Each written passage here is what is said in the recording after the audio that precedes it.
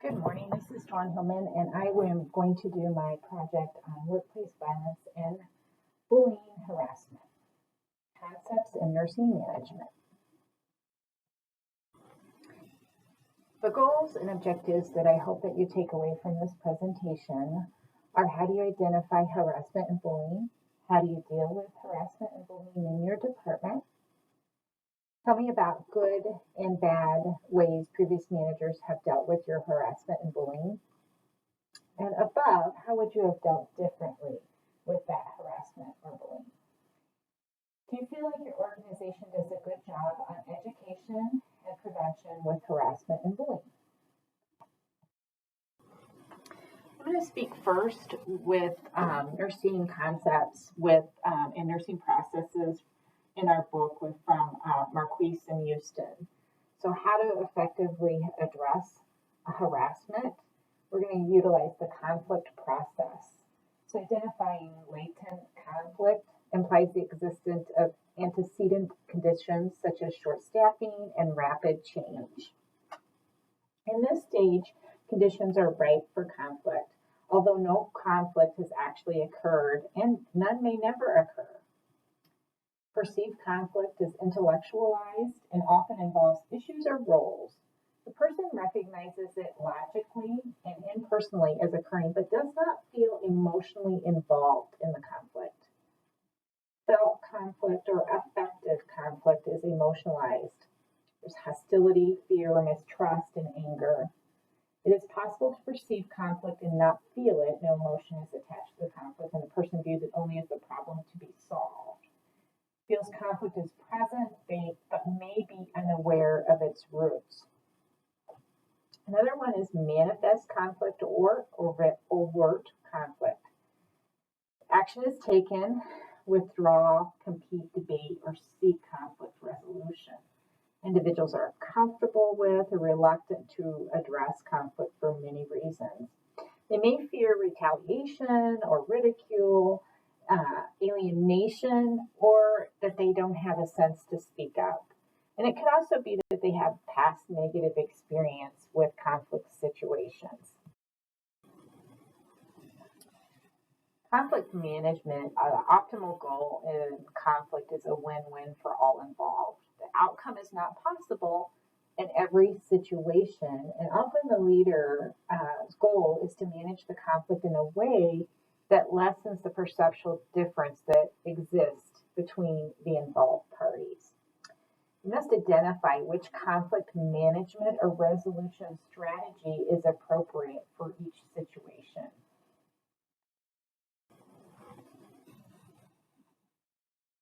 Conflict resolution. Compromising means each party gives up something that it wants.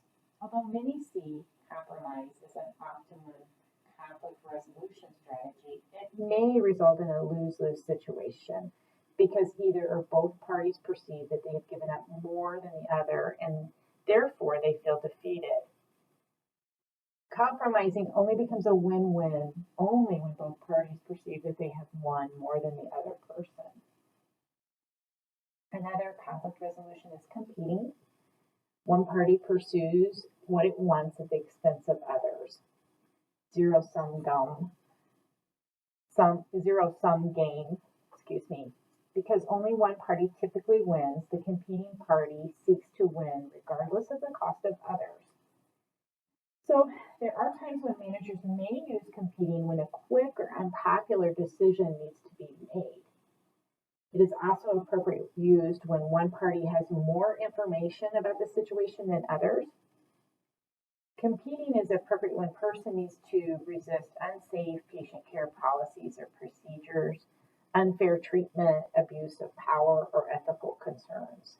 And so I do think of competing resolution at times in my nursing career that it's been necessary for leadership to quickly change or update policies and procedures. I do think of COVID. Not everyone was on board, so really good idea. So competing. This is a good photo when we are competing chess. Then I was creating my PowerPoint during Super Bowl time, and so this is a good example of competing. As conflict resolution continued, cooperating or accommodating is when one party sacrifices his or her beliefs and allows others to win. The actual problem is usually not solved, and this is a win-lose solution. The cooperating one often expects some type of payback or an accommodation from the winning party in the future, and an employee might keep track. Another example is smoothing, when one party attempts to pacify the other party or to focus on agreements rather than differences. The emotional component is minimized, although it may be appropriate for the minor disagreement. Smoothing rarely results in resolution of the actual conflict. Another type is avoiding. This is when parties are aware of the conflict, but they choose not to acknowledge it, and they choose not to attempt to resolve it. This may be indicated for trivial disagreements, when the cost of dealing with the conflict exceeds the benefits of solving it. And then the greatest problem, of course, with avoiding is that the conflict remains, and it often reemerges later in a worse fashion. So conflict resolution, the final one, is collaborating. And it's assertive and cooperative means of conflict resolution that results in a win-win solution. All parties set aside their original goals and work towards to establish a subordinate or priority common goal. All parties accept mutual responsibility for reaching the goal, and collaboration is rare with wide differences in power between the groups. I just wanted to put in here, although conflict is a pervasive force in healthcare organization, only a small percentage of time is spent in true collaboration. So I felt that was interesting coming from our teaching. And again, I think this is an example of collaboration, or what I would see that as. So I'm moving on to manifestation of workplace bullying. So it's important as coworkers, as leaders, that we are able to identify workplace bullying when it's happening to us or others, and identifying it in the processes that we need to take. So, different examples: backstabbing, swearing, yelling, shouting, making threats, calling names, invading personal space, threatening gestures, constant eye contact, withholding information and controlling communication, refusing to help and finding fault. I found some of these, are obvious, and some of them are obvious. Manifestation continued: ethnical, racial slurs or jokes, sabotage, unreasonable workloads or unfair assignments, betraying confidence or gossiping, humiliation, social isolation and exclusion, physical harm, exclusion and silence, eye rolling or other demeaning nonverbal behaviors, innuendo, and cyberbullying, which could really be popular now, unfortunately. So I just wanted to reach out, and again, according to Douglas and Wylazek 2018, healthcare workers suffer the greatest number of injuries. So 75% of workplace assaults occur in healthcare and social services sector each year. Healthcare workers are 4 times more likely to take time off because of violence-related injuries. And according to the ANA 2017, over 10,000 nurses suggested about 1/2 of respondents have been bullied in some manner in the workplace, which is really awful. 25% have been physically assaulted at work by a patient or family member, and 9% were concerned for their physical safety at work, which is very concerning, and I will bring further down here soon. typology of workplace violence. So I wanted to identify different types, and this again is according to our book, Marquise and Houston, nurse-to-nurse violence, which is horizontal violence or lateral violence, and I've heard lateral violence used frequently. Patient-to-nurse violence, including visitors. Organization-to-nurse violence is vertical down violence. External perpetrators, which means strangers' criminal intent. Third-party violence, that's other professionals or family members and significant others, as well as other healthcare workers. And then we can also have impact of mass trauma or natural disasters on nurses. And so that would be terrorism, wars, earthquakes, tornadoes. Nurse to patient violence, which is very concerning. Personal violence, domestic violence, family violence, interpersonal violence. So, according to the U.S. Department of Labor, just wanted to, further touch base on workplace violence as any threat of physical violence, harassment, intimidation, or other threatening, disruptive behavior that occurs at the work site. This can range from threats and verbal abuse to physical assault, even homicide. It can infect employees, clients, and customers and visitors. The third leading cause of fatal occupational injuries in the United States, according to the Bureau of Labor Statistics of fatal occupational injuries, of 5,333 fatal workplace injuries that occurred in the U.S. in 2019, 761 were cases of intentional injury by another person.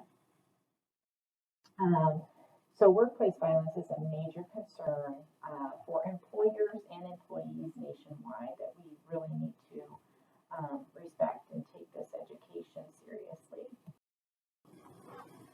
So again, according to the U.S. Department of Labor, who is at risk, and healthcare workers are among them. So many victims each year, and unfortunately many of these go unreported. So different types, I'm not going to read this all to you, but among those at high risk are those who exchange money within the public, delivery drivers, healthcare professionals again, public service workers, customer service agents, law enforcement personnel, and those who work alone or in small groups. And so I kind of want to pause and have us think of different situations we've come across. If we've been in the nursing practice for long, have we seen this increase, the hostility? Also, I wonder about kind of the culture and the attitude changes and the stress with COVID, if we've seen kind of an increase in this type of agitation. So we need to go on to how can we reduce this.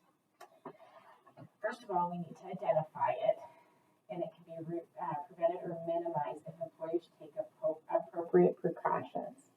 One of the best protections employers can offer their workers is to establish a zero tolerance policy towards workplace violence.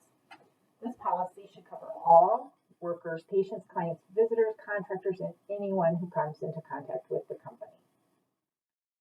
We can identify these methods by reducing the likelihood of incidents, a well-written workplace violence prevention program, a zero tolerance program, policies, procedures, a manual, standards. So I'm not going to read all of these to you, but I know that OSF has a prevention program. They also have policies and zero tolerance towards bullying and harassment. So again, zero tolerance should be the expectations because bullying and incivility impact turnover, productivity, and quality of care. Just not right. And initially the problem lies with the frontline staff. However, the manager is involved if conflict is not immediately resolved. Organizations should have a bullying policy so please refer to yours. And I have included this harassment video. It is an extremely good, almost offensive, some of the examples, and they came from actual concerns and issues that people had. So it's very concerning, but in interest of time, I cannot show you that, but here's the direct link. And in regards to the video, we just talked about unlawful workplace violence, and according to the EEO basis, what is an unwelcome verbal or physical conduct that alters the condition of victims' employment. And this can be done in two ways. And the first way is right up here, by being so objectively offensive, intimidating, hostile, or abusive. It effectively changes the terms and work conditions of the workplace. Or two, culminating in an employment action, meaning termination or demotion. And the video talks about what is exactly unwelcome conduct. And it's conduct that you did not initiate and you find undesirable or offensive. And the video goes on to talk about, maybe inappropriate jokes, but you have welcomed them, but we caution because you always have side listeners. So just being very sensitive, but I think the video does a really good job on these issues. Harassment based on sex includes harassment that is sexual and harassment that is non-sexual based on gender. And again, these are all kind of bullet points from this video. And different types of harassment that we definitely do not want to condone: religion, gender, color, genetic information, sex, age, race, disability, and national origin. And I wanted to include my different references that I used. And thank you, and I hope you found this video useful.